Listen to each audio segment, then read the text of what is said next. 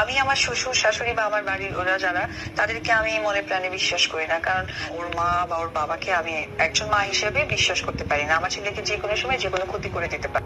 ঢাকাই সিনেমার আলোচিত নায়িকা অপু বিশ্বাস এবার ছেলেকে ঘিরে চাঞ্চল্যকর দাবি তুলেছেন। তিনি অভিযোগ করেছেন শাকিব খানের পরিবার তার ছেলে আব্রাহাম খান জয়ের ক্ষতি করতে চাইছে এবং শুধুমাত্র সময় সুযোগের অপেক্ষায় রয়েছে তারা। আমি আমার শ্বশুর শাশুড়ি বা আমার বাড়ির ওরা যারা তাদেরকে আমি মনে প্রাণে বিশ্বাস করি না, কারণ তারা আমাকে কখনোই পজিটিভলি একটা টেক কেয়ারের ব্যাপারটা সে করতো না। অপু বিশ্বাস বলেন, আমি আমার শ্বশুর বাড়ির কাউকেই বিশ্বাস করি না, কারণ তারা কখনোই জয়ের টেক কেয়ার করেনি, বরং মনে হয়েছে তারা সুযোগ পেলেই জয়ের ক্ষতি করতে চাইবে। প্রশ্ন উঠেছে, যে পরিবার একসময় জয়কে ভালোবাসত হঠাৎ কেন এমন অবস্থান?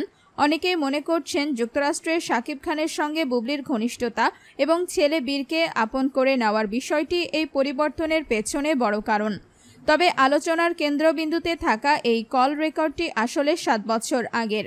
সেই সময়ও অপু বিশ্বাস দাবি করেছিলেন জয়ের কারণেই তার সঙ্গে শাকিবের সম্পর্ক ভেঙে যায়।